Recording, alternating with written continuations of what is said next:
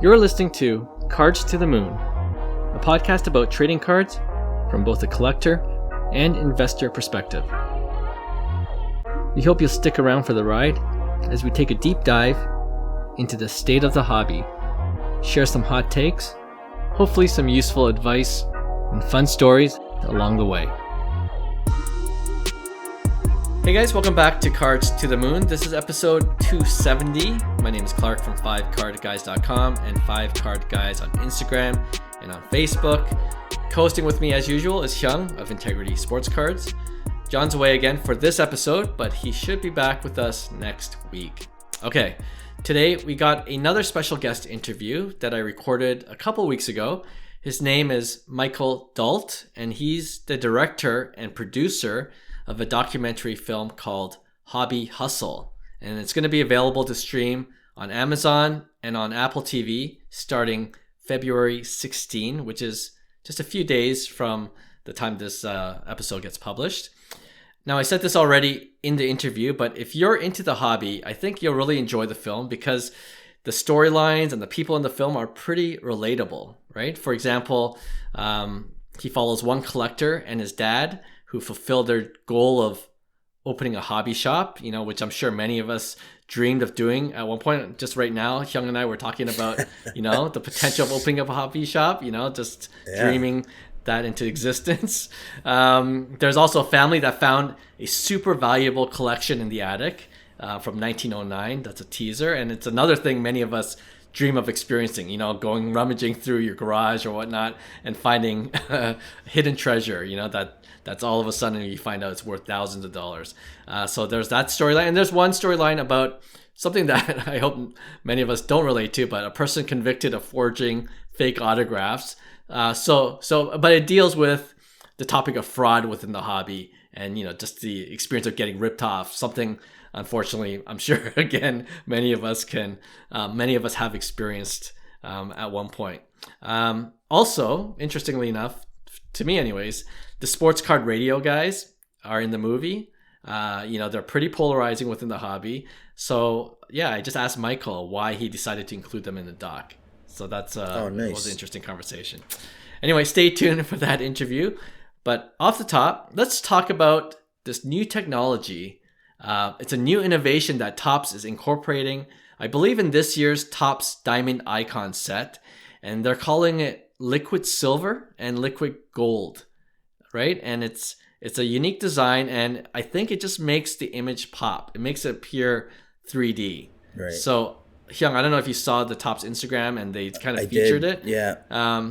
Do you think it's cool or just a gimmick? What are your initial thoughts on it? Well, let's remember these are rare inserts that are coming out of Topps Diamond Icon. So, like that one box of 10 cards is like $3,300. Is it that much? It's that much, yeah. So there's that issue. That's a whole different issue. It's a super high end set, right? Because you could pull the logo man out of that. You could pull some cool like veteran autos and also rookie autos. Inscriptions. Yeah. So there's that. There's the issue of a hobby box being $3,300, but at the same time, it's like, okay, I like where this is going from a top standpoint, because if you're gonna just manufacture a high-end set, you better put some money into that. So if it's technology to make the card look better, investing in a $5 million printer that allows this, whatever it is, at least they are making, because think, if it's a super rare collectible that costs so much money to print, right, for like the effects, and it's like cool new technology, and you pulled it, would you not enjoy an Otani? Would you think that would not be valuable? You would, right? For sure. So it would be along those lines where they are making rare collectibles desirable, right? And I've seen like the video of it, and those that didn't, just go take a look. You be the judge. I think the card looks absolutely phenomenal. But the issue lies in they come in rare inserts in the Topps Icon set, right? So it's like realistic. Yeah. So those things are going to be worth a lot of money, I think. Yeah, I can't even find that. Like, it was released yesterday as of this recording, Right. and I don't see anything on eBay yet. So it's either rare, like you were saying, or people are not listing those right away. And no, I like the look of it too. But the best thing with these kind of high end sets, usually 99% of the time, I think, Yeah. just buy the single. Don't Sure. rip. Like unless you're a breaker or you're getting into a break, or you're just you like to take that high end risk. For most people, most collectors, buy the single of the card that you like, Right. and it's a safer way to go. And eventually too, all these high end sets with these even rare inserts, like they usually come down in price over a month Yeah. or 2 months. So you don't want to buy. I think right with away. with this set, like I was going through the roster. So the cool things is like you got like a logo man card. That's going to be the chase, right? The Right. one of ones, right? So you have those, and then I have a feeling these inserts would be like a good chase as well. Everything else, all the autos because there's like 10 autos. Yeah. Even though they're like Ozzie Smith or whatever, I'm telling you, like I look at the card and there is no eye appeal. Like just the base set, the logo men look phenomenal, but just the regular auto cards, even the dual autos, it's like for a high end set, right. that thing You're better right. be shining with gold, like real gold. You know what I mean? That's what I want to see is like more not manufactured value saying this is a high end box because there's a chase of a logo man. You know what I mean? So yeah, all those cards, you're right. They're gonna dump. But I think that rare insert, that liquid gold and liquid silver, I think those will do well. Even though it's going to be a spike and then a drop, and then I think long term they'll be good cards. I'm just looking at some of the designs. They're especially brutal. for the single autos. It looks so plain. Like, Yeah. there's a lot of empty space, and you have a huge auto, and like It's the Albert $300 a Pujols. card. Yeah, I mean it's on bids. It's 6 days left, but it's at 130. Like it's not gonna pass 1,000 for that card. No, for sure. not at all. Because you're paying $300 per card, Right. or like $330 a card, right? So it's like, but that's what you're chasing. You're chasing the logo man. The logo man. Like there are cool ones. Like there's dual autos of J Rod and Griffey Jr. Yeah. J Rod and Ronald Acuna. I think they're both on card too, so that's kind of cool. Yeah. But even those, that The won't fetch design, as much as you yeah, think. the design is like subpar, brutal.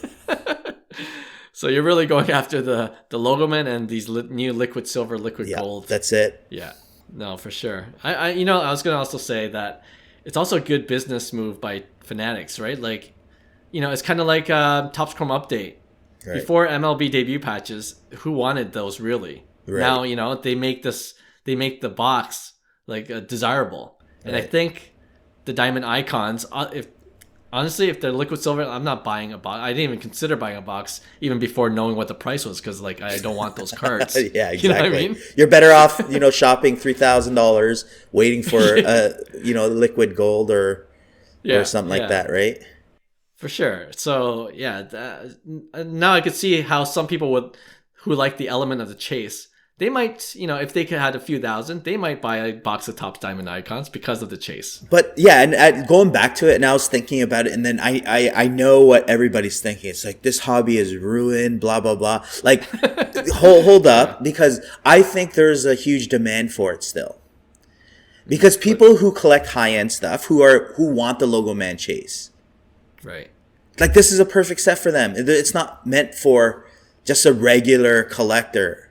And that's where we're trying to use our logic to justify why we wouldn't buy it. But I could see from a high-end perspective, this is the product you want, because you're logo man chasing. You don't want a lot of cards. You want to hit big, right? Mm-hmm. And you don't mind playing in that dollar amount. Who's to say, right? So, and it's the same thing as the Wemby set, right? It's the same thing. Mm-hmm. It's like, there are cards, probably a few cards that are only worth it in that set. But they don't want to open up NBA hoops. Right. Those same people aren't chasing a $500 card. They're chasing $1 million card, and that's what they want, right? So, yeah, I was thinking about that, and I was like, you know what? That's fair. Like, There needs to be a sprinkle of super high end, medium, and then like a low end Sure. set, right? Yeah, I mean, like, just going through this eBay listings of the 2024 Topps Diamond Icons, there being some cards listed now. There's an A-Rod, and it's like one of those small circle patch cards, Yeah. and it's numbered to 5. That's gonna sell for like $50 maybe. You know Right. what I mean? Like, Exactly. And that that's might be a good horrible. buy though. Yeah, if you're an A-Rod fan, I guess, or Yeah. a Yankees fan. Yeah. Exactly. There's some, yeah. Is it Anyway, auto? no, Oh just a no, relic. auto. Yeah. I'm not buying a box, but but I like what you said. It's you got to put your hobby logic on to make sense of why Right. why these sets exist. Right. And you know what? The hobby's growing. That means there's a lot of hobby content creators as well. Guess what? This is a great product to feature because Right. people will see it, and if people will criticize it for the lack of hits, but it's good content. We always joke that whether Any you win or contents- lose, Yeah. It's if content. you're a content creator, you won. Yeah. It's just expensive. It's just that segment costs a little more than expected, right? Yeah, absolutely. All right, this is a good time to play that interview I had with Michael Dault, and afterwards, stick around because we'll end off with our regular weekly segment called Pick One. All right, enjoy the interview. We're happy to welcome another special guest to the pod. His name is Michael Dault, and he is the director and producer of a documentary film called Hobby Hustle, which premieres on Amazon and Apple TV on February 16. I was lucky enough to watch the film in advance, and if you're into sports cards, you'll definitely enjoy the film as it follows a few different characters and storylines that really shed a light on how the sports card industry has really grown and evolved. And I think it'll also be of interest to those who are curious about this hobby that we all love and give those viewers a glimpse of why we all enjoy the hobby. I'm really excited to get into the film. So without further ado, Michael, welcome to the pod. What's up, Clark? What's going on, man? I was looking forward to this, and like I just said, enjoyed the film, and it's I can't wait for more people to see it when it comes out in a couple weeks. Yeah. I kind of wanted to, it was kind of an itch I needed to scratch. Okay. It was kind of on the heels. I shot this pilot that my production company and I were trying to pitch. Mm-hmm.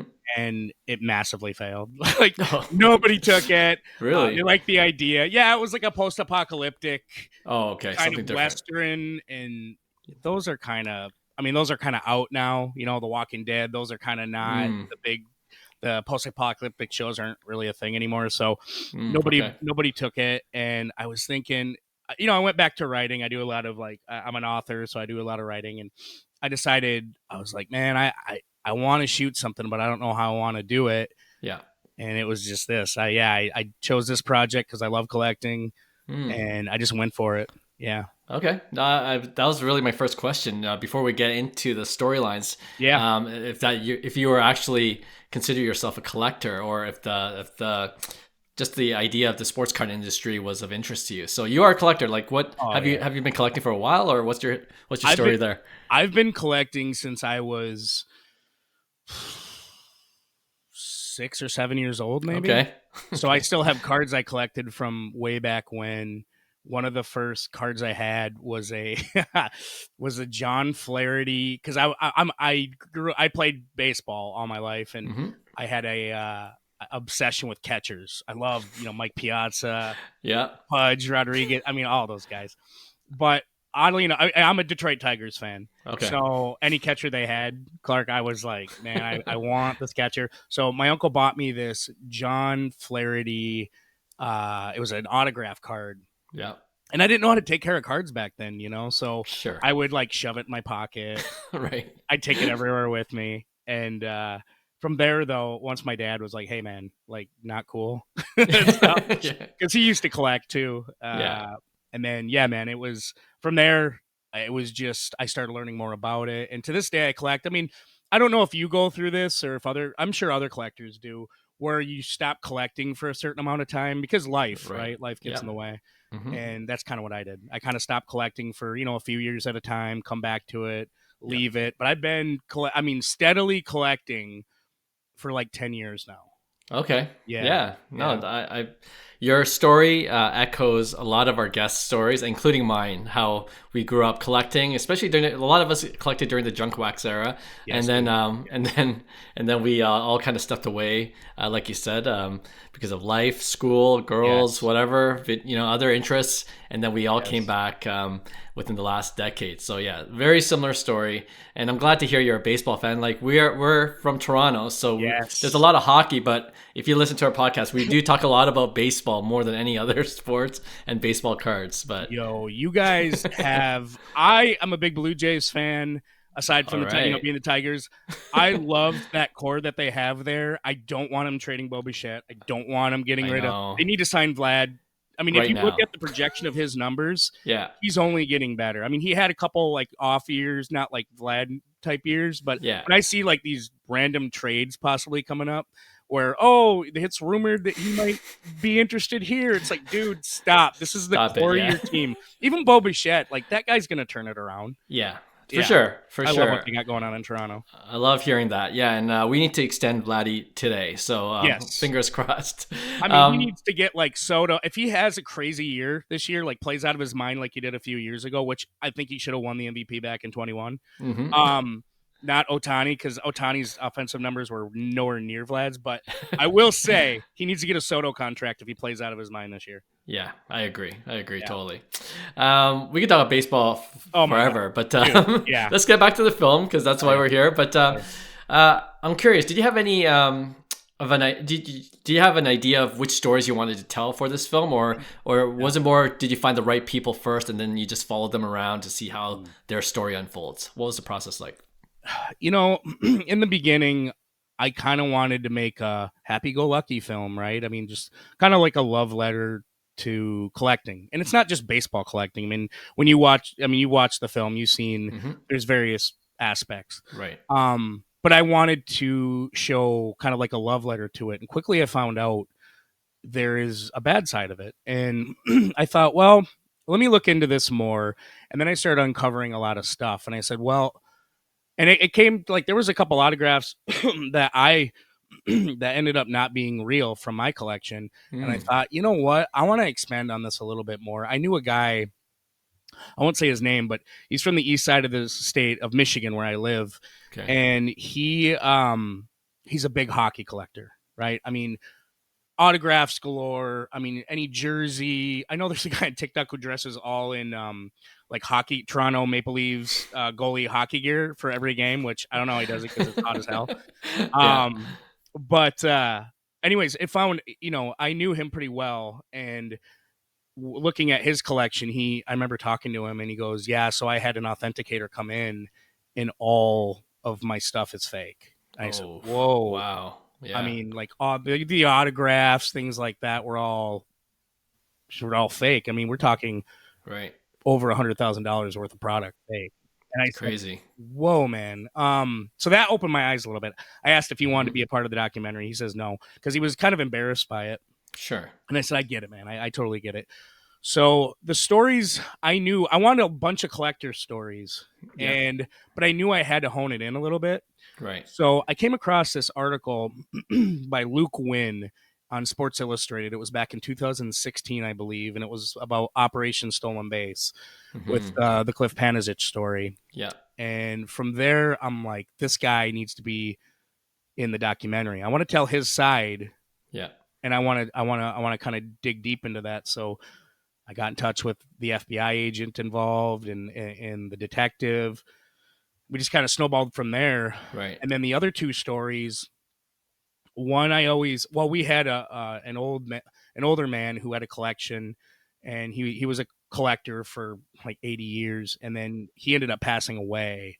Okay. So I was like, I was like, what am I going to do? Because that was another main story. We just didn't get enough footage. So I kind of went off, and that's when I started getting Luke Coy and Carl Kistner. And I always loved the Black Swamp Find story. Yeah. And I thought these are two stories that I know could because you're going to be bummed out when you watch Cliff's story. Right. And you hope he finds redemption, but there's a lot of stuff that's kind of gloom and doom. So I kind of needed those other two stories to kind of show the light side of it too, because I don't like when people only show one side. So I just went out and I just started cold calling, cold emailing, and just going from there. No, I thought the balance was bang on, Thanks, and man. Yeah, and you definitely get the good and the bad, and that was one of my later questions. But I'm glad you brought up Cliff already, and I was wondering what, as a former journalist, I know access to certain people that you want to interview can be difficult. Was that hard to get in touch with Cliff and the FBI agents, or did that come rather easy? Yeah, I'm a former journalist too. Okay. And I get it. I mean, you kind of have to throw away, like if you're a non-confrontational person, you kind of got to throw that away and just try to get what you need. And yeah, it wasn't hard getting a hold of him, because I remember, so a lot of prisons have this system called JPay where you get an account and then you can contact them through there. And because a lot of prisoners can do like emails and stuff through there and video visits and stuff. Right. And that's initially how I got to Cliff, but I kind of went through his mother, because Cliff was trying to run businesses outside of prison, but his mom was running them. And what I mean by businesses, I'm looking at what was he running at the time? Not bets. What the hell was it? I think it was apparel. Okay. And what else was he running? He was running something like he wasn't taking in bets like a bookie, but he was giving advice out. Oh, I see. So because he's a gambling addict. I mean, the guy has always been a gambling addict. I mean, he even runs a sports book now out in Vegas, his own. But so I contacted his mom, and that's how, through the JPay and through her, I was able to find.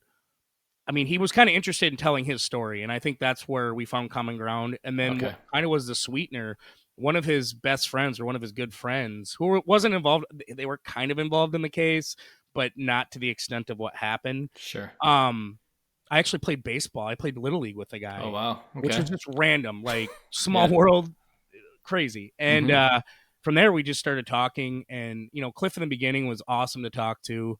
And he wanted to tell his story, but, I'm sure we'll get into more of that. But, yeah, he very much... That's kind of how I went through. I kind of went through his mom and through this JPay to kind of get to Cliff. Yeah. But I did that on the heels of, and this was back in 2019. So it was 3 years after the Sports Illustrated article was released. I see. Okay. I mean, like, I feel like you would have done a disservice if you didn't include Cliff's story or anything like that, because the hobby is growing, and any industry that grows, you're going to have issues, and there's going to be growing pains. And even today, I don't know if you saw the headline, but there was a USPS postal worker that got arrested for stealing cards from mail and boxes that were supposed to go to a high-end auction house, right? So it's always something, right? It's always something. Always something. Yeah. Have you ever been burned? Have you ever been burned before? Knock on wood. I've been okay. Yeah. But I haven't done, that much volume, in terms of number of transactions. But I feel like the more you do, it's almost a matter of time till you get burned one way or another. Right? Yeah, absolutely. Absolutely. And it's hard too, because, the only authenticators we have are through PSA, JSA, and some of the smaller SCG and all those guys. Sure. And that's great. And you got to pay for it. But a lot of people don't want to pay for it. So they just assume I got this Chipper Jones baseball, or I got this Joe Montana signed football. And I'm just going to tell everybody it's real. It's like, okay, that's great. But if you want to make a living, or if you want to sell that stuff in the future, you're going to have to get it authenticated, because a lot of people won't take that stuff on if you're trying to sell it through, auctions or eBay sometimes. Sure. Sure. It's just speaking on the whole issue of going deeper into the nefarious parts of the hobby. One of the interesting things I remember about the movie was your decision to talk with the sports card radio brothers. And anyone that's been in the hobby for a while knows that they are very polarizing. You either love them or you hate them. Some think they're just too negative and they're only looking for controversies. While others, to be fair, they think they're good for the hobby because the hobby needs some sort of, quote unquote watchdog, right? So what was your, why did you want to speak with the sports card radio guys? Any particular reason, and then what did you learn from them when you actually spoke with them? Yeah. Well, former journalist to former journalist, it was incredibly hard getting a hold of them. Like, oh really? Okay. They don't answer texts, they don't answer calls, they don't answer emails very often. Uh-huh. I pitched the hell out of them, but I mean, I'd be like facetious if I wasn't like saying, obviously I know they were polarizing, so I knew it would be good for the documentary, sure. right? Like, it's like, well, it got my attention, yeah. yeah, it was. You needed somebody that really brought light to it, but kind of in a way that we speak, right? Yes, I mean, it's right. different having a former FBI agent who I had on the documentary, Brian Brusakis, or some of the detectives, or some. It'd be different coming from them because I mean, they're biased. They're going to be the law is the law. Right. But with sports card radio, they are. I mean, polarizing. Yeah, they are. I mean, it's and they're two interesting guys. They're really interesting, Colin and Ryan. And I don't think I thought when I initially were interviewing them, I'm like, oh, this is all for shock value. But they actually do their research, and they have very big opinions on it because they've gotten burned before. And I think essentially what they try to do is like they say in the documentary, they want to bring awareness to people, and they do it with such passion and such vigor that I think that it's almost contagious because you want it, because as like a society, right? I mean, we don't want to look at the car wreck, but we kind of do, so and they kind of bring it out. And what I like about them, they have no problem talking face to face with people that they've talked crap about. So, I mean, there were shows. Cool. I mean, we went to the Del Mar show in San Diego, and there were like 3 people that came up to him that they weren't confrontational, but they're like, hey, you talked about me on your podcast. Right. And they just sat there and they said, listen, I appreciate you coming up. And they're very respectful about it. And they find common ground. They say, well, why? Well, we think this way. Tell us why we shouldn't think this way. Mm-hmm. So Colin and Ryan are actually really smart. I mean, when we left those interviews, I gained more knowledge from them. But like you said, they're extremely polarizing. Yeah. Some people don't like them. I think they pick on Jeff Wilson a little much. Right. They pick on some guys a little much. Yes. But I think when they're locked in on somebody, they don't let it go. And I knew they would be good for the documentary because anybody I've talked to, they would say that too. They're like, "Oh, you got those guys on, hey?" I'm like, yeah. yeah, for sure. I mean, they definitely have a strong following, so you can't ignore them.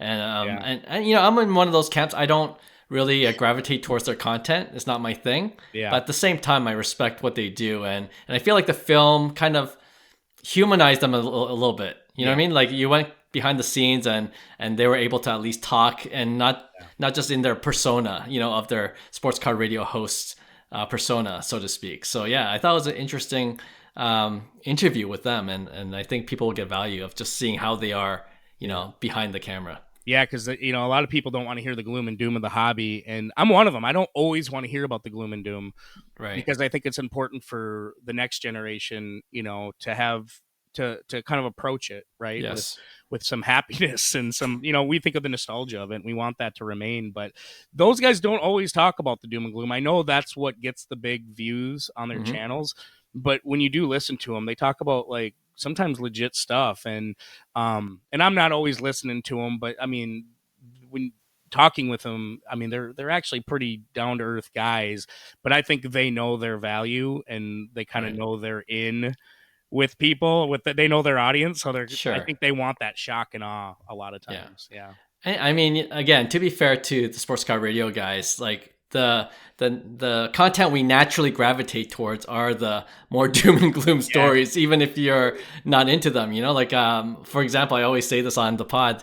On my 5 Card Guys Instagram reel, I do the price action of some of the cards, and the ones that go up, they do okay. The Shohei Ohtanis and such. But the ones that tank in value, that gets so many more likes. I don't know why. People just love to see things just crash to the bottom, especially when they don't have the card themselves, right? But, yeah, I think that's it too. They don't have the card themselves. They're like, I want to see that thing burn, Yeah.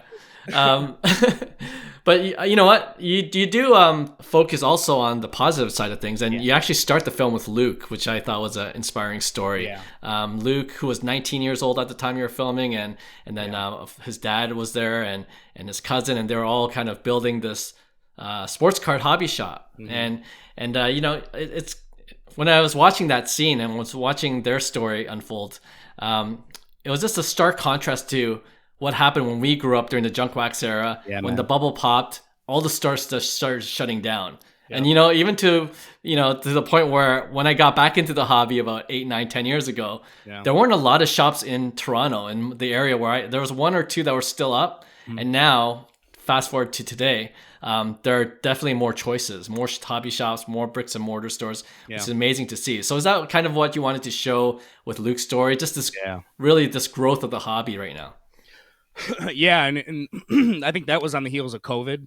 I think COVID really helped his way of thinking to where he goes, because he had a little bit more time to think and a lot more time to collect. And I think he thought I could make money off of this. And one thing I think my favorite, well, okay, kind of going back, Luke, I start out with Luke because I don't want to say Luke's the heart of it, but Luke's the kid in all of us, right? I mean, Yes. his love is there first and foremost. I mean, he got into it very much when he was a kid. Did you get into it when you were a kid too, Clark? I did, yeah. Yeah, and so he's like us. He got into it when he was a kid, so he understands the nostalgia. He's a big Patriots fan, and he just likes talking the hobby, and I love that about him. And I want to show that. But what I love about him even more that I thought was really cool, growing up, everybody wants to leave. They're in a hurry to leave their situation. They're in a hurry to leave their small town or their town or city or whatever. There's always something bigger and better. But Luke, and he had a lot of opportunities because he was going to be like an investment banker and things like that. And he could have done it. I mean, the kid's whip smart, but he decided, I want to stay in my community. I want to open up a hobby shop. I want to turn this into a business because I already have my online gig that's growing, but I also want to do it on the physical aspect of it for my community. Yeah. Where he lives in Manistee, Michigan, that's like a traveling destination. That's kind of like people go up there in the summers. It's very touristy. I see. So he kind of had that in mind, and I thought that was so great. And when he opened his store, I mean, it was all locals. I mean, it was winter. I mean, it was all locals, which what you've seen in the film. But now he's expanding, and I just love that, man. I think I'm just so happy for him, and it couldn't have, I mean, he's just, like I said, whip smart. And his dad, I asked I said, how did Luke become this way? I mean, I have friends and nieces and nephews who aren't like that, and he goes, well, he goes, we come from an entrepreneur type family. Because his dad is used to run side businesses and do very well. So Luke is very much the same way, but he kind of transitioned that with collecting, which was, he started out with Pokemon cards and it was awesome, but he's like, I want to do it with like sports now. And now look at him, he's doing no, his story is definitely, if people watch it, they'll definitely be inspired, I think, by his story. Absolutely. Yeah. The other story that in the film that I found really interesting was the black swamp find. Right. So people in the hobby, some people in the hobby will know about it already, but can you explain to our listeners that might not be familiar with what the black swamp find is, and what fascinated you the most about that family's history? I'm a big fan of history in general. So I read about the story a long time ago. It happened in 2012. And I thought, wow, what a dope story. Never thought I'd be doing a documentary with that in it years later, but I always thought it reminded me of an archaeological find, right? And I thought, wow, this is really interesting. So I knew when I was doing this documentary, I wanted to do found fortunes, because there's always, just like we hear with the fraudulent aspects of the hobby, we also hear about the people finding great cards or something amazing in the attic, or a wall or something, right? You're like, what does that happen to us? But and I was like, why don't I just reach Carl Kistner, another guy that was incredibly hard to get a hold of, because he doesn't check his messages. He doesn't, I couldn't get a good email, so basically I went through his son, who I thought was him, because he's a junior. Carl Kistner, the son is a junior. So I thought I was talking to Carl Kistner, and he goes, you want to talk to my dad, don't you? I'm like, what? And I'm like, and he explained it. I'm like, oh, I'm sorry, man. I'm like, yeah, like if you could pass me off, it'd be great. So he gives me his email, his phone number, and then that's how I got a hold of him. But the Black Swamp find, essentially, what happened was there was this house in Defiance, Ohio, owned by, well, the first people, to buy it at the turn of the century were Carl and Jenny Hench. Mm-hmm. And essentially what happened was when they died, the next, their kin or somebody would take over the house that was part of the family. Well, what happened is the whole family were massive hoarders, massive collectors of just random stuff, right? I mean, you're Right. talking from quilts to old pop bottles and Right. I mean just crazy stuff. Like we've all seen hoarders. I mean, that's what happened. Well, the last person to get the house ended up, she was the biggest hoarder of them all. She didn't throw away anything. So there were like paths in the house, right? I mean, it'd be like Indiana Jones. You remove one thing and you got to replace it with the same weight and size, or the whole Right. the whole thing was coming down. So and it was Carl's aunt. Yes. She ended up passing away, and Carl's a big family man, and he says, let's, as a family, the cousins, everybody who has some kind of like a memory in this house, let's come together and let's clean it out, because essentially they were going to lose the house. Well, they weren't going to lose the house.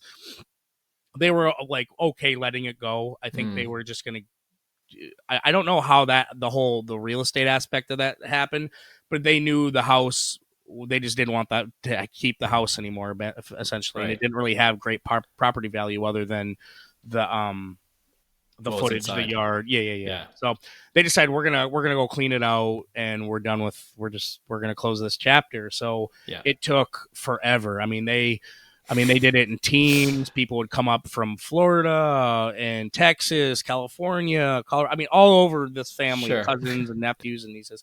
It was amazing. And Carl, he owns a restaurant. Carl Kistner, he owns a restaurant in Defiance that's been there for 97 years. Mm-hmm. So, and it's just down the block, which is crazy. He goes, yeah, the house is just on the block, or was just on the block. So he was kind of the lead. Him and his cousin were all Carla. They kind of were the leaders of this. They kind of, okay, we're going to do this. Okay. They create the schedule, what have you. So it came to one day, they were kind of they started from the bottom, worked their way up. They get to the attic, and that was the last kind of thing they had to clean out. Right. Well, him and Carla, they opened up this chest and they found these old baseball cards in pristine condition. Yeah, there's hundreds of them. And Carl, for legal purposes, he could not tell me the exact number of cards there were, which I didn't know. But through my investigating, there was over 700 cards, which is crazy. Yeah, over 700 of the E90 series. Yep. And with the red black background, and it just old. They almost look reminiscent to the T206s, but very similar. Very similar, man. And they thought, and he said, which you see in the documentary, he goes, "Oh man, too bad they're not tops, because they don't know anything about collecting," which makes the story awesome. Yeah, because they were going to throw it away, and it almost went to the garbage a few times. Carl's like, "Wow." Well, let's value some of it. I want to see if there's any value to any of it, thinking there is no value to these cards. And then he goes online, and which we show in the documentary, and he just starts finding, oh my God, a PSA, PSA, there's like a 2 grade is going for $2,000 or $3,000. And these things are in pristine condition. So obviously he ends up contacting Chris Ivy and Heritage Auctions, and that story is cool too, because the only way he got to them, they were the first people to pick up, and nobody else was picking up the phone. I think because he called on a weekend, but I'm not sure. But they picked up, and then the rest is history. So, anyways, and there's more to the story, of course, but essentially they were sitting on at least over $3 million worth of baseball cards, and they had no idea. It's insane, that's such a cool story. Couldn't have happened to nicer people too. Dude, I could have talked. I talked to him for. It was just honestly, the setup was me, my nephew, because he was a PA on this, and it was just us two talking to Carl. And we were there for about 4 or 5 hours. We could have went more too. He had me in tears with some of the stuff. He had great stories that weren't about collecting, and it was just, dude. It was one of those things where you sit down and you're like, "This is such a fascinating guy." Yeah, you didn't want to leave the interview, but it was so fun. It was great. Definitely a cool story, and such a great family story too. That's why I wanted to ask you about their family and how they were. So it's super great to hear. Close family too, man. Yeah. Seems like it, for sure. But when I was watching their story, it's stories like that that that have some people contact me saying, "Hey, is this worth anything?" Because they find these random cards in their attics or in their closets, right? And you never know, like Carl's family there, but and it's always never as much as they want. You know what I mean? 99.9% it isn't. Yeah, it's like, damn it! You want to get that commission? Yeah, for sure. But the one thing you already brought up, but the fact that he went with, it was Heritage Auctions, right? Ultimately, yeah. And they're the only ones that. One of my more recent pods that I did with a couple of friends of mine, I helped them auction off the Juan Soto Orange Refractor to Golden, and the reason why we went to Golden was because I contacted PWCC first, and now they're Fanatics Collect, and you actually touch upon the PWCC story, but they didn't pick up, so that's why we went to Golden too. So it's wild. Lessons for auction houses: pick up the phone. You might have amazing business come your way. Even if it's like a secretary, just like pick up the damn phone, dude. Like, come on. You never know. I just have a few more questions, but I really want to bring up AJ Dillon because AJ Dillon, who of course is the running back for the Green Bay Packers, and he also happens to be a big time collector. I didn't know that until I saw your film. We've talked previously on the pod about the importance and just how cool it is for professional athletes who they're really getting to the hobby themselves. Just curious, how did you get connected with him, and how do you know that he was a big time collector? And is there anything that you can share about his collection that that wasn't in the film, or anything that surprised you about AJ Dillon in particular? Well, first off, going into this, I thought I was going to get more athletes, but then I thought I don't want that many athletes because I saw what Ken Golden was doing, and which is brilliant, right? You'd be bringing celebrities, that's going to get eyes on it. And I was like, I don't really want to do that just because I want to do it. I want to, when somebody watches this, I want the everyman to kind of be like, oh, I can relate to that. I don't know. Fair, yeah. I don't know Bo Bichette, or I don't know whoever, right? Is sure. Speaking about the Toronto Blue Jays, how awesome they are. But I didn't want that many athletes, and there was a few athletes that I knew through my journalism days that I can turn to. I had a bunch of contacts that I know some of them can collect. You remember Dimitri Young for the Tigers, right? Yeah, The Dimitri Young collection is a great collection, and I was going to get him on this, but I thought, well, he's kind of out of the game now, and I kind of want somebody that's younger, and I wanted somebody that we can relate to, and so I went through my Rolodex of contacts, and I'm like, there's really nobody that's really a big collector, and even the ones that are either aren't in it or their collection isn't like impressive.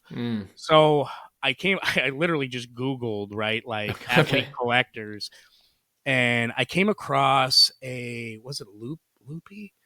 I can't remember, but it was on YouTube, and they did an interview with AJ Dillon of the Packers, like a local interview, and it was a really cool. I forgot who did it.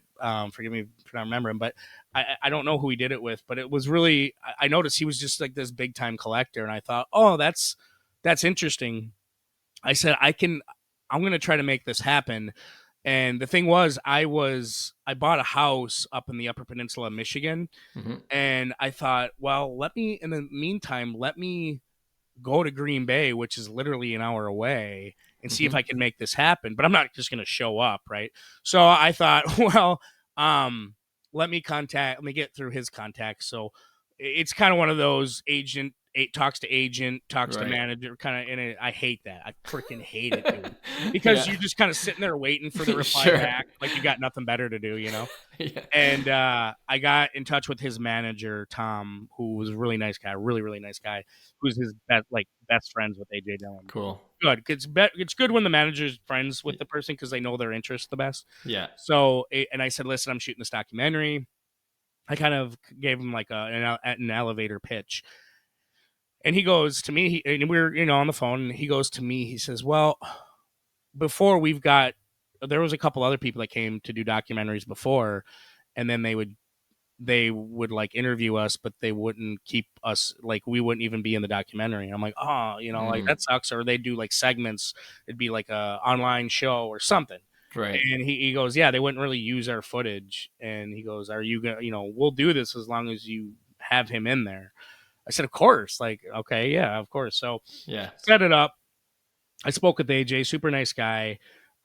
He invited us over to his house in Green Bay. Nice. And, at the time he just had his son, him and his wife.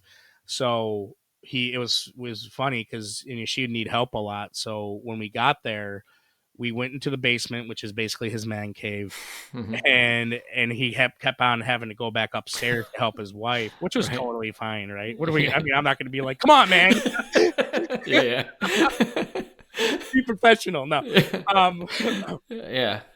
He had all of his stuff all over, his stuff at from Boston College, his ACC awards, and he had jersey swaps. I mean, he has his own podcast now, which I haven't listened to yet, but I know I saw from online the background is where we shot, and they have the same background, and it's all his jersey swaps from other games and stuff, which is really cool, signed and all that.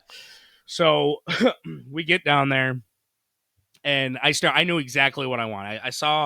I'm like, okay, it's kind of a smaller space in some areas. It's going to be hard with certain angles. Because I wanted to do certain movements and certain shots that we'd have to be moving shots. I knew I couldn't set in like my mini camera crane or anything like that in there. So I had to I'm like, okay, a lot of it's going to be handheld. We'll put it on sticks when we do the interview, the sit down interview. So essentially I'm like, hey, and he has this big giant table in the middle of the room. I'm like, can we move this? Cause it's kind of like, I'm trying to get in the camera in here. He goes, and I was kind of like, I don't know. It was kind of one of those whatever, like power moves or whatever. He's like, yeah, it's just that it's perfectly centered, and it was really hard to get it centered. I'm like, really, bro? Like, come on. But anyways, he's fine with it. We ended up filming him. He told me this cool story, which I'll share. So he was roommates with Jordan Love when Jordan Love first got with the Packers, right? Right. And he knew Jordan Love would be good, right? Well, he knew he would be signed and be the future of the franchise and all that. Yeah. Goods could be a debate with some people, but he collects Jordan Love, so he started collecting all these Jordan Love cards. Nice. Made Jordan Love sign a bunch of them, and I said, "Well, hey man, when you were drafted, you had Aaron Rodgers still there. Why didn't you?" And he goes, "I wasn't close with Aaron." I'm like, "You weren't close with Aaron?" And he goes, "No." He goes, I had a bunch of his cards, but I was kind of nervous to go up to him because I know he doesn't like to sign anything. I'm like, yeah, but he's your teammate. I didn't say it like that. You're thinking that. I'm like, oh, that sucks. That that he goes, yeah, he just wasn't that kind of guy. I'm like, interesting, very interesting. But he goes, but I have a lot of Justin Herbert cards. He goes, he had like a big stack of, and he goes, I just made Justin sit there and sign them all day. I'm like, because I think they were in the same draft class. I was like, that's funny, man. And he shows, Jair Alexander. He was talking about certain guys because he collects all football. Mostly. He has some like baseball, but his baseball collection isn't great, but mostly football. I mean, he has like Christian McCaffrey stuff. Him and Saquon are kind of close because they have, I guess, they both have big quads, so they call him Quadzilla. Okay. And they always are saying who has better quads and stuff. And it's like, yeah, here's me, this little like 5'8" guy, freaking AJ Dillon. Like, yeah, man. I'm like, yeah, totally. As I go like move around the table away from him. But he was cool to interview. He was really nice. He was nervous. But that's my game. If someone's nervous, I can get them to not be nervous and just have him talk about himself. Showed us his collection. His collection is growing. Yeah. And I remember when we were doing it, he's like, yeah, you're getting my creative bug going. And then from there, he started a podcast and he's doing really good. So I think outside of football, he'll have a pretty good career outside of it. But yeah, the little Aaron Rodgers thing kind of was like, oh, okay. That's an interesting tidbit. Yeah, for sure. No, love that story about AJ Dillon. He seemed like a very cool guy. He was a really nice guy. Yeah, man. And my other brother, I had a lot of family help me with this because I shot like 90% of it. Well, 95% of it myself.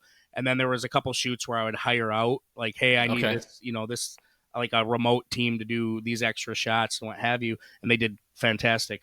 But I had my brother with me and he was a diehard Packers fan. Oh, nice. So we showed up cool for him. My other guy is a diehard Lions fan. And I'm a Lions fan. I'm wearing a Goff hat as we speak.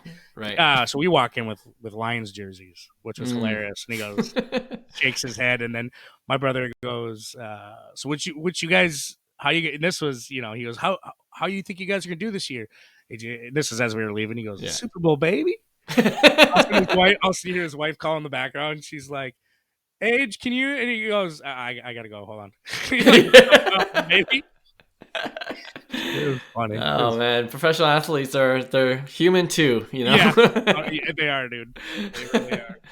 No, that's great, and yeah, I love hearing that you got your family involved with the filming, and Yep. just to bring this full circle, you were mentioning before you started this project, before you started this doc, you're trying to pitch another movie that didn't go well, but what was the experience like when you finished this film and you're looking to distribute it? Was that much more smooth, or was it just as challenging, and then you just got it through?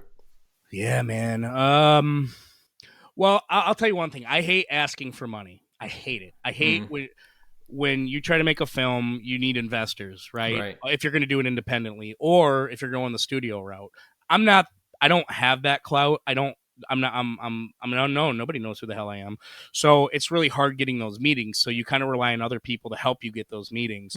And I was just so tired of that. I mean, for up until few years ago, it was, leaning on known producers or friends through a friend, and that's fine, but I hated it. So I knew, so I was like, okay, I started writing a couple books, like, a couple novels that made some pretty good money.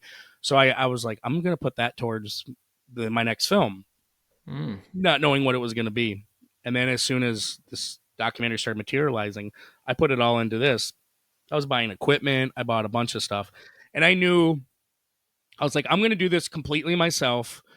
I don't want anybody's help on it, just because in the past, when you team up with people, you got to make sacrifices to suit their needs. And I'm fine. I'm very open-minded. I love collaborating, but I noticed the last couple of projects, something would happen and it would be out of my control. And I said, well, I want this to live and die on me. Live and die on the sword. That it's going to be me. I'm the one that's financing it. I'm going to shoot all of it. I know how I want to shoot it. I know what I want to do. Yeah. So I got it all done. I edited everything myself, and I really liked it. And I'd hire out for small things, right? Like the special effects that are in it, the small special effects, right? With like full screens of cards moving in the year. I mean, just a bunch of stuff. I'd hire out for stuff like that, and I'd also hire out for like sound editing, and I'd hire studios out, and that was cool. But like I said, the majority, it was all going to fall on me. So and I knew I was like, how am I going to get distribution for this? So I went out to you go back to your contacts, and I noticed I was getting distribution offers. I'm like, here we go. I'm like, I didn't expect this. Wow. Let's go. I was pumped. The market, dude, has changed so much in the film industry. The offers sucked. Completely sucked. Really? Wow. Well, they did take, like, it was like an 80-20 split. 80 them, 20 me. And I'm like, wait, what? And and I had a lot of meetings, and they broke down just where the industry is at. Because streaming is the new thing, right? I mean, the stuff that's in the theaters, I mean, they're having a lot of these companies, a lot of these distributors are having a hard time making their money back. So you're going to start seeing budgets that are getting lower, and these streaming services are going to be making more films. Yeah. And I always knew that was going to happen. I just didn't think it was this soon or this bad. And they said, yeah, I mean, in the past, we would offer this to you, but we can't because this, X, Y to Z. I'm like, okay, that's fine. So I came across this smaller distributor, this 2 Socks film pack. And I was like, who the hell are these guys? And they couldn't give me the world. They couldn't do anything. They're like, listen, minimal marketing dollars. We're not going to put it in the theater, which great. I don't want it in the theater. I don't think it's made for the theater. I mean, what, 2.5 hours? Who's going to sit in documentary 2.5 hours in theater? I wouldn't want to do that. Okay. So I knew it was streaming, and they explained how they can open up their book and where they can get it in, and I signed with them. The other ones would offer some money, but it was money that they had to get off the top first before you would make $1. And I see. So the process I thought was more simple, just because, to answer your question, Clark, the process was a lot simpler for me. Okay. Just because I had full control over it this time, and I didn't have to lean on other people in hopes to get that meeting and waiting by your computer or your phone to get that call or text. Sure. For me, it was like, at the end of the day, if nobody grabbed it, I'd be like, shit, I'd throw it on YouTube or my website or something. Right. That was my mindset, but I wanted to reach as many people as I could. So this smaller distributor ended up being the best thing for me because they can go right to the aggregate. They can go right to Netflix. They can go right to Hulu and Tubi, and they're exclusive contracts, but they're built in short terms, right? So now one thing that's cool about this, I'm going to be, a handful of months on Apple TV and Amazon, but after that, then it goes out to Tubi and some of those other affiliates. So that's just a little inside baseball, but yeah, that's kind of, the process was a lot easier than going for how I used to do it. Yeah. No, that's good to hear. And I'm glad, there'll be an opportunity for more people to see it. So yeah, man, me too. Yeah. That's amazing. With all of our guests, I always appreciate your time. And, the last couple of things I want to know is, when people do watch the film, what do you hope they get out of it? When they see your documentary? I want them to not be bummed out about where the state of, because I go in hard on some, as you'll notice. I go in hard on some, and then others, it's happy go lucky. I want them to keep their childlike enthusiasm, whether they are a kid or whether they're an adult or our age. I want them to keep that enthusiasm, but just be cautious. Don't just buy from anybody. Yeah. Don't just fall in love for what you're buying. It kind of vetted out a little bit, right? I mean, COI, the COAs are really easy to manufacture. Yeah. Don't go for those.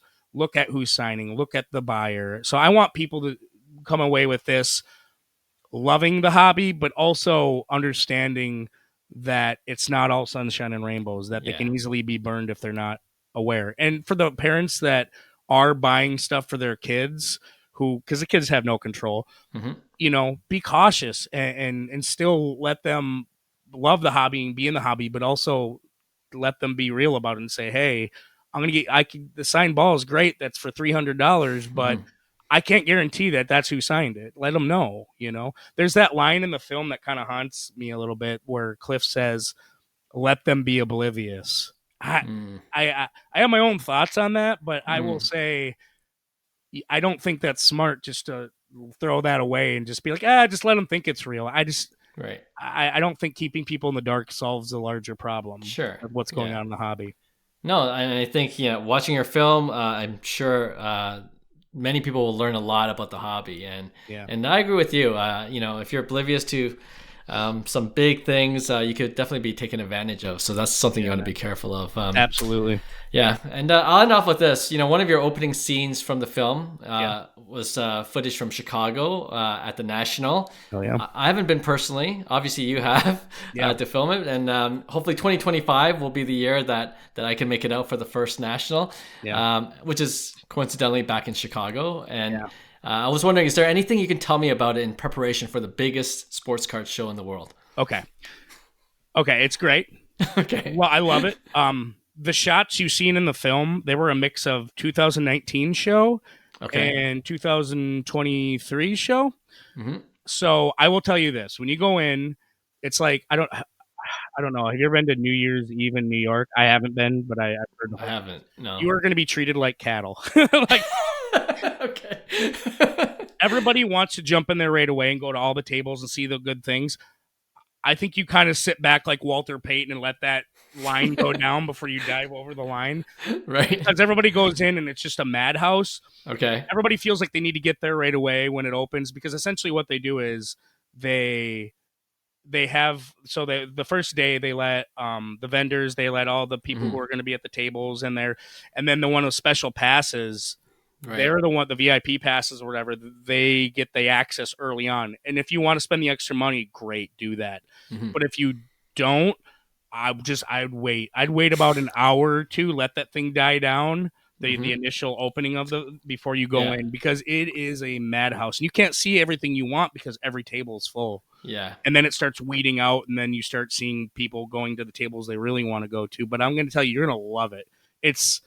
I mean, as a collector, dude, it's like heaven as a collector. It's the best show I've ever been to. And I've been to a lot of shows. That's by far the best show I've ever seen. I've been there a few times now. Yeah. Nice. No, appreciate that advice. That's really good. And park and back. They hold it at the Donald E. Stevens Center. Yeah.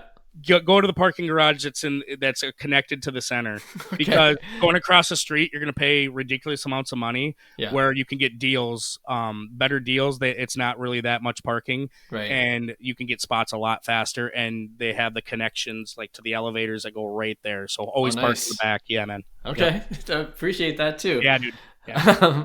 Michael, like I said before, I appreciate your time. Thanks for sending the screener. I really enjoyed the movie, and if you're listening to the pod, I believe this episode is going to come out February 11th, so it'll be a few days before the movie comes out, but it will be on Amazon, which is Prime Video, and on Apple TV as well. And I encourage you guys to go watch it. The movie's called Hobby Hustle, produced and directed by Michael Dault. Thanks again for being on the pod. Awesome. Thanks so much, Clark.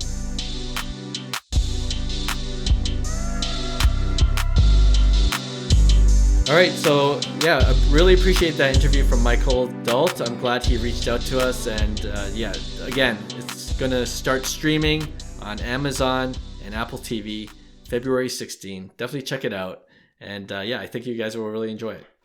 Okay, let's end off this episode with our regular weekly segment we call Pick One.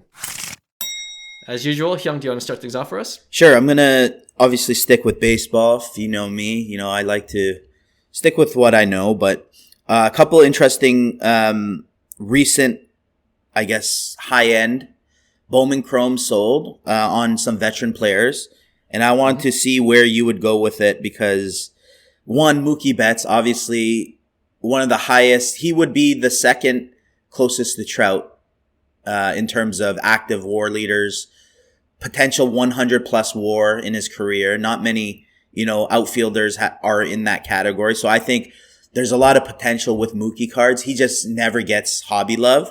But one of his black refractor autos recently sold on best offer for $4,000. And the black refractor that year is at a 99. So it's not like super rare where it's like 10 out of 10. So these were at a 99, black refractor. So I wouldn't even say it's like a true refractor, but $4,000, pretty, I would say decent sale on Mookie. What's the grade? It's a BGS 9.5. Okay. Yeah, BGS 9.5. I think it's True Gem Plus. So I'm going to pair that up. Are you going to go with Mookie Betts? And there's another active, I think, WAR leader that's going to be close to 100 marker, but he's a little behind in his age. It's Aaron Judge. And I believe you've had this card before, but in a PSA 9. So the refractor, the Bowman 2013 Bowman Chrome auto refractor, recently sold for $3,400, a PSA 9. Okay. So that was within a week of each other. What was the better buy, in your opinion? The Aaron Judge refractor PSA 9. Yeah, versus the Mookie Betts black refractor BGS 9.5 auto 10 for $4,000. I don't know if this is a trick question. I think it's pretty easy for me. It's Mookie Betts. Okay. Why was that? It's numbered, so it's more rare. Is the Judge refractor that year wasn't numbered, right? Not but numbered. It's still limited. Yeah, I would say it's similar to the out of 499 refractor that it's usual. Sure. That's potentially. Fair. Yeah. Yeah. That's fair. But at the same time it's not numbered. So it's not numbered. I wonder if that's going to play an impact on its overall value over time. And the black refractor looks really nice, to tell you the truth. You're all in the black refractors recently. Yes. If you heard some of our recent podcast episodes, I definitely am. And the BGS 9.5, for baseball cards, and I think I talked about this with Paul Hickey, like for baseball cards in that time frame, like BGS was the grading company that you went with. So you're going to see a lot more BGS graded cards. For cards now, and like in the 2020s, it's just PSA, obviously, right? But back then, the BGS 9.5 had good value. And I think I always look for BGS 9.5 cards anyway, because I feel like it's always better value. Right. I think there is a bump even with a PSA 9 of the Aaron Judge. And I don't think, I don't like paying for that premium just because it's a PSA graded card. So I love Aaron Judge. So having said that, I think Aaron Judge is generally a good buy right now. He's a good buy. Yeah, that's why. There's just like so much baseball news that's kind of overshadowing, with the free agency and everything that's going on. So I think he's overshadowed. I think he's a good sneaky play. But if I'm choosing between the two, I'm still choosing Mookie Betts, and especially this black refractor. So my question to that is, what if so like my whole thing is, if Aaron Judge has like a crazy season, my thinking was being Mookie Betts at the stable and steady market, no really like spikes, ridiculous spikes, where you could potentially make profit this season. Is Mookie Betts still the better flip if you were to liquidate by this season? Okay, if that's the scenario, if it's a short-term flip, essentially. No, 1 year. Right? We'll just say this year. I'll take the risk with Aaron Judge. Definitely the ceiling. Really? Is higher. So it would so basically that was the logic, was like the black refractor would be a great long-term buy. It'll be steady. And I think Mookie Betts will get his love one day. Okay. Like his deserved, I agree. You know what I mean? Okay. But it won't be. It might not be this year or next year. Right. But in totality of his career, and I think he's getting out there with him being on a lot of different podcasts these days. Yeah. I think Mookie Betts, and he's a dynamic character. Like he seems to be comfortable in front of the spotlight. Right. Just for some reason, hobby logic, right? It's crazy. Doesn't get the love he deserves. But I think it'll get there. Another thing about Mookie Betts too. He recently signed with Topps again, so he's signing cards. Oh yeah, that's right. So he's on the Topps Diamond Icon. Maybe I changed my mind again. Yeah. There you go. I'm throwing these stipulations out, right? That's true. He's gonna have more attention within the hobby. No, but Aaron Judge, if he does another 50+ home run season, which he will, he will. And I think the Yankees are a better team without Soto. Of all the people they added, and like they're more well-rounded for the price, team, and that's what we've been saying too. Like, we'd love to have Juan Soto, but with that kind of money, you can make your team more balanced, right, and still go deep, right? But so the Yankees will be, I think it will be a good team. And Judge, I think if he does another, like it'll be even more obvious if it isn't already, just how special a hitter he is, and So yeah, I'll play the upside game if you give me a 1 year flip window. No, that was exactly my logic too. Like that's why it's like I would pick the black refractor, but then it could go both ways, because if I'm like, okay, if I'm gonna bet whose card's gonna spike more, it's the Aaron Judge. Yeah, but you also might not be able to purchase that black refractor for that price again, potentially, right? Because that's the thing. You see Mookie is not a flip type of card. So you don't see many of the colored. And something to note, I don't know if this is a fake purchase or not, but I was on 130 Point and an Aaron Judge blue refractor sold for $17,500. What? So it's like it was listed at $25K. I think it might be a PSA 10. So it was listed on as $25K. They took the best offer for $17,500. So I don't know if that's a legit sale or not, but just throwing that information out there. It's pretty crazy. Man, maybe he's not a sneaky player. People are into Aaron Judge now. Dang. Yeah, I don't see that listing, but yeah, I was on 130 Point, but yeah. I agree. I'm in the same boat as you, so I pick Mookie long term, and then if it was the flip, 1 year flip, it would be Aaron Judge. All right. Again, we are aligned. All right, we'll end off with my pick one, and we're gonna go to basketball because there was some crazy trade that happened over the weekend. Luka Doncic for Anthony Davis, and I'm really I messaged you guys on the WhatsApp chat. Really feeling good about my Luka Doncic rookie card now. The blue auto. Blue auto. But anyway, the trade, Luka for AD, I'm going to compare those two cards. Both silver prisms. The last Luka Doncic silver prism sold for just over $1,500. So I wish I held my silver prism, but I could have never have known he would be traded to the Lakers. So it's been going up, right? It's been about $1,000 for a little while now, for several months. And now with the trade, it's gone up 50% to about $1,600. Pop count 2,370 last time I checked. So it's kind of staying at the low 2000s. We knew that already.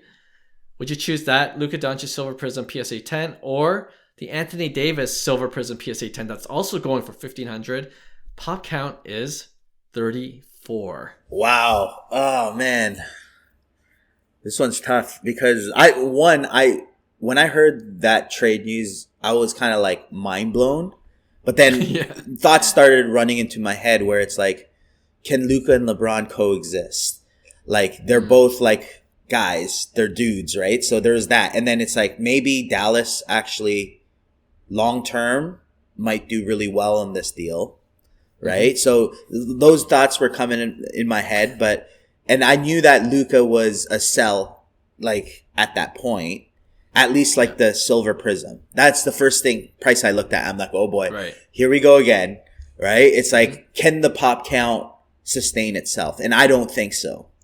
I think it will eventually drop, right? So between the two, I think the better buy is the AD. Anthony Davis, yeah. But, frick, I don't want that card. I seriously, you rather have like a Lucas Silver and then it's just like, would you rather play that? Cause think that AD Silver is just going to kind of like sit sideways again. Like, is it really going to, Mookie Betts. It's Mookie Betts, right? So it's like, it's the same situation where that Lucas Silver is that Aaron Judge, right? It's like, it's good as gold right now, right? Who knows? Some guy might pay $5,000 for that one, like in the next 2 months. Because it's that false hype again, right? So yeah, I'm torn because I'm not a huge AD fan, to be honest. So as crazy as this sounds, but 1900 Luka, we've been saying that Silver was a buy at 1,000. Yeah, that was the floor, right? And was it? Yeah, it's been pretty stable at 1,000. Yeah. You know what? I'm going to go with the Anthony Davis. Pop 34 is ridiculous compared to 2000. That is a crazy pop count difference. Yeah. If it was in 34, I would pick Luka. How about let's apply the same parameters. 1 year flip. 1 year flip. Luka, 100%.